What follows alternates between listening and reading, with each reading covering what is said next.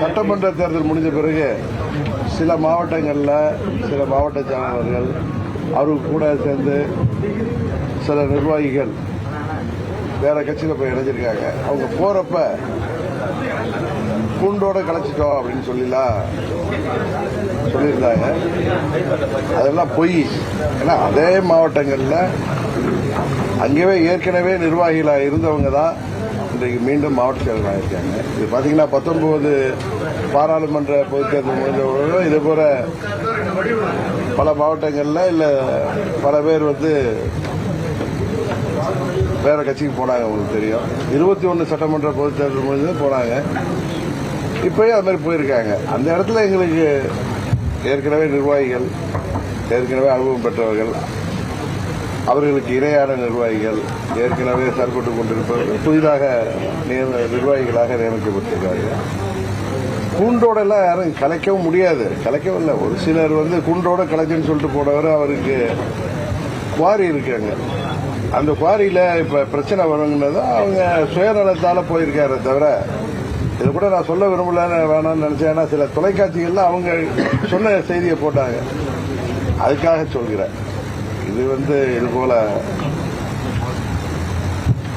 கட்சி மாறி செல்பவர்களுக்காக நாங்கள் வருத்தப்படத்தான் முடியும்.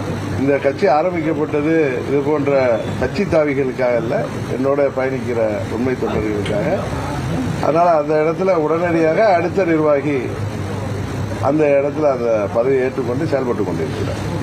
அதிமுக நிறைய பேர் முன்னாள் அமைச்சர்கள் போறதுலாம் பார்க்க முடியும். ஒரு ஆளுங்கட்சியை நோக்கி போறது ஒன்றும் புதுசு இல்லாட்டி கூட அதிமுக இப்படி வேகமா கரைகிறதுலாம் புள்ளிகள் சொல்றாங்கல்ல. சில பேர் கட்சி தோல்விக்காக ரீவாம் பண்றதுக்கு என்ன நடவடிக்கை எடுக்கணும்னு கட்சி தலைமையிட்ட பேசுறது இதான் நாங்கள் கடந்த காலத்தில் பார்த்திருக்கோம். இப்ப புதிதாக நமது கூட்டணி, நமது கட்சி வெற்றி பெறலன்னாலும் சீட்டு கிடைக்காம இருந்தவங்க, இல்ல பல்வேறு சொந்த காரணங்களுக்காகத்தான் போறாங்க. இன்னும் பார்த்தா சில நண்பர்கள் போனாங்க, பரிதாபமா இருந்துச்சு. அவங்க நீங்களே தொலைக்காட்சிகளில் போட்டீங்க, நான் அப்பதான் பார்த்தேன். ஒரு 10 மணிக்கு அப்பாயின்மெண்ட்னா 10 மணிக்கு அங்க கேட்டை கூட திறக்காத அளவுக்கு இருக்கிற இடத்தை நோக்கி இவர்கள் போனது. இன்னும் பல முறை மந்திரியா இருந்தவங்க, எனக்கு தெரிந்து 25 ஆண்டுகளாக அவர்கள் அந்த பகுதியில் கட்சியால பலன் பெற்றவர்கள். இன்றைக்கு தோல்வி அடைந்ததுனால அவங்களும் பொறுப்பு தானே. தோல்விக்கு கட்சி மாத்திரம் பொறுப்புன்னு சொல்றதை விட, ஏன்னா பல பேர் இன்னைக்கு போனவங்க ஏற்கனவே அங்கே சட்டமன்ற உறுப்பினர்களாக இருந்து அமைச்சர்களாக இருந்தவர்கள் தான். அவர்களோட நான் சில பேர்ட்ட கூட பேசினேன். அவர்கள் 1000 காரணம் சொல்றாங்க. எந்த காரணம் இருந்தாலும் கட்சியில இருந்துட்டு அதை நிவர்த்தி செய்யறதுக்கு, அதை சரி செய்யறதுக்கு தலைமையிட்ட இவர்கள் பேச்சுவார்த்தை நடத்தி செய்யலாமே தவிர, இது மாதிரி போறவங்க அவங்களை பத்தி ஒன்றும் சொல்வதற்கு இல்லை. அவர்களுக்காக வருத்தப்படதான் செய்ய வேண்டியது.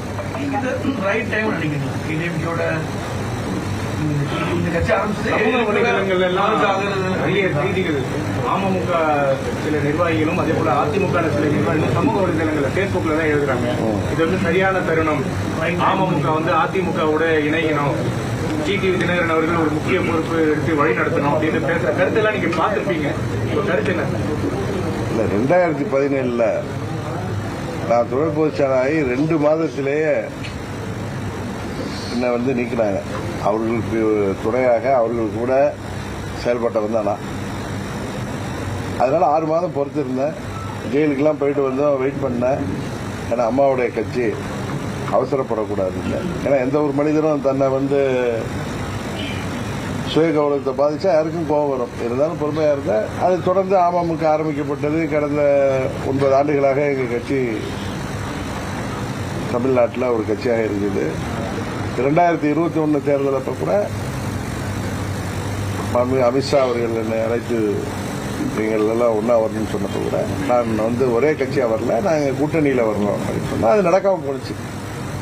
திரும்பி 26 அதே மாதிரி என்ன அழைத்து பேசினா நான் மன வருத்தங்கள் எல்லாம் விட்டுட்டு நாங்க எல்லாமே மீண்டும் அதிமுக ஆட்சி வரணும், அம்மாவுடைய ஆட்சி வரணும் அப்படிங்கிறதுக்காக எல்லாரும் சேர்ந்து என்டிஏ கூட்டணியில எல்லாரும் முயற்சி செய்தோம். அது நடக்காமல் போய்விட்டது. இப்பொழுது நீங்க சொல்ற மாதிரி ஊடகங்கள்ல சோசியல் மீடியால வருது. நான் இப்ப அவங்க கூட தானே இருக்கேன், கூட்டணியில் இருக்கேன். நான் நினைச்சிருந்தா எங்க எம்எல்ஏ தட்டி தூக்காம நானே ஆதரவு கொடுக்கறதுக்கு என்கிட்ட பல பேர் பல வழிகளில் முயற்சி செஞ்சப்ப நம்ம ஒரு கூட்டணியில் இருக்கோம். நான் மற்ற அரசியல்வாதி மாதிரி கிடையாது, மற்ற கட்சிகள் மாதிரி ஒரு கூட்டணியில் ஜெயிச்சுட்டு அதுக்கு நேர் எதிரான இன்னொரு கூட்டணியில போய் அமைச்சராவது இல்லை ஆதரவு அளிக்கிறது. அதுக்கு காரணம் ஜனாதிபதி ஆட்சி வந்துவிடக்கூடாது, இன்னொன்று பாஜக ஆட்சி வந்துவிடக்கூடாது என்றெல்லாம் சொல்லிட்டு போறது தவறு என்று நினைப்போம். நம்ம தேசிய ஜனநாயக கூட்டணியில நாங்கள் 11 தொகுதியில போட்டிக்கிட்டோம். அதுல ஒரு தொகுதியில தான் வெற்றி பெற முடிஞ்சது. அந்த தொகுதியில எங்களுக்கு மற்ற கூட்டணி கட்சிகளும் உழைத்து, அந்த நிர்வாகிகள் உழைப்பு, தொண்டர்கள் உழைப்புல தான் வெற்றி பெற்றிருக்கோம். அதனால நம்ம அந்த கூட்டணியில இருப்பதுதான் கூட்டணி தர்மம். அதுதான் என்னுடைய குணாதிசயம் கூட. அதனால அந்த கூட்டணியில் நிற்கிறோம். இப்பயும் நாங்க தேர்தலுக்கு பிறகும் தேசிய ஜனநாயக கூட்டணியில பாஜக மற்றும் அதிமுகவுக்கு உறுதுணையாக தான் நிற்கிறோம். இல்ல நீங்க சொல்ற மாதிரி இந்த கடினமான நேரத்திலேயும் நான் அதிமுகவுக்கு ஆதரவாக தான் இருக்கேன். அதனால ஒரே கட்சியா இணைந்துதான் ஆகணும் அப்படிங்கிற ஒரு சூழ்நிலை வந்திருப்பதாக மற்றவர்கள் நினைக்கலாம். எங்க கட்சியில யாரும் என்னட்டு அது மாதிரி என்னட்டு இந்த நிர்வாகிகளும் தலைமை கழக நிர்வாகிகளும் மாவட்ட செயலர்களும் என்கிட்ட பேசல. சரி பாப்பா, வெயிட் பண்ணுவோம். தமிழக அரசியல் கடுமையான ஒரு சோதனையை எதிர்கொண்டு இருக்கு. இந்த மாதிரியான சூழ்நிலையில எடப்பாடி பழனிசாமியை தொடர்பு ஏதாவது பேசுனீங்களா சமீபத்தில்? நான் தேவை ஏற்படும் போது அவரோட பேசிட்டார். சமயத்தோட ஒரு வார்த்தை கூட பேச. ஒரு மாத புதிய அரசுடைய செயல்பாடுகள் எப்படி இருக்கு? இதோட 1 month முடிஞ்சிருச்சு புதிய அரசு. இப்ப எப்படின்னா, எந்த ஒரு ஆட்சிக்கும், அது குறிப்பா இது ஒரு புதிய ஆட்சி, அமைச்சர்கள் எனக்கு தெரிஞ்சு முதலமைச்சர்ல இருந்து செங்கோட்டையன் அவர்களை தவிர மற்ற எல்லார்களும் புதியவர்கள். அவர்களுக்கு நிர்வாக பயிற்சிக்காக இல்ல அரசாங்கத்தை ஆட்சி முறையை புரிஞ்சுக்கிறதுக்காக 6 மாதம் கால அவகாசம் அவர்களுக்கு கொடுக்கணும் அப்படிங்கிற நியாயம்லாம் எங்களுக்கு தெரியும். ஆனா அவங்க ஒன்ன மறந்துடுறாங்க, எங்களுக்கு டைம் கொடுக்க மாட்டீங்க, எங்களை எங்க மேல பொறாமப்பட்டோம், எங்க மேல ஆட்சிக்கு பிடிக்காம பேசுறீங்கன்னு சொல்றாங்க. அது தவறு. இப்ப விவசாயிகள் ஒன்னும் நீங்க தேர்தல் வாக்குறுதிகள் சொன்னீங்களே அந்த பயிர்க்கடன் எல்லாம் தள்ளுபடி செய்யுங்க அப்படின்னு அவங்க ஒன்னும் யாரும் கேட்கல. நீங்களா உங்க வாக்குறுதிகள் மீறி விவசாயிகளை ஏமாற்றுற மாதிரி ஆர்பிஐ நாம்ஸ் எல்லாம் காரணம் காட்டி நிதிநிலைய காரணம் சொல்லி ஒரு நடவடிக்கை எடுக்கிறப்ப அதுல விவசாயிகள் போராடுறாங்க, விவசாயிகள் அதில் அதிருப்தி தெரிவிக்கிறாங்க, கண்டிக்கிறாங்க. அவங்க நீங்க தேர்தல் வாக்குறுதியில சொன்ன மாதிரி எங்களுக்கு முழுவதுமாக கடன் தள்ளுபடி செய்யுங்கன்னு கேட்கிறாங்க. அதுக்கு ஒரு அரசியல்வாதியாக இருப்பதை தாண்டி எப்படி ஊடகங்கள் அதை எடுத்து நீங்க செய்தியாக்குறீங்க? அதே மாதிரி ஒரு சாமானிய மகனாக இங்க இருக்கிற ஒரு குடிமகனாக நானும் அதை எடுத்து அரசாங்கம் அதை செய்யணும். முழு சென்னை அடையாறில் அமமுக பொதுச் செயலாளர் டிடிவி தினகரன் செய்தியாளர்களை சந்தித்தார். அதன் நேரடி காட்சிகளை பார்த்தோம். அப்போது சில மாவட்டங்களில் அமமுகவினர் கூண்டோடு கலைந்து சென்றனர் என பரப்பப்படும் தகவல் தவறானது என்று குறிப்பிட்டார். மேலும் அதிமுகவிலிருந்து சிலர் தங்களது சுயநலத்திற்காக வேறு கட்சியில் இணைவது நல்லது அல்ல என்றும் அவர் குறிப்பிட்டார். இது தொடர்பான விரிவான செய்திகளை பின்வரும் செய்திகளில் பார்க்கலாம்.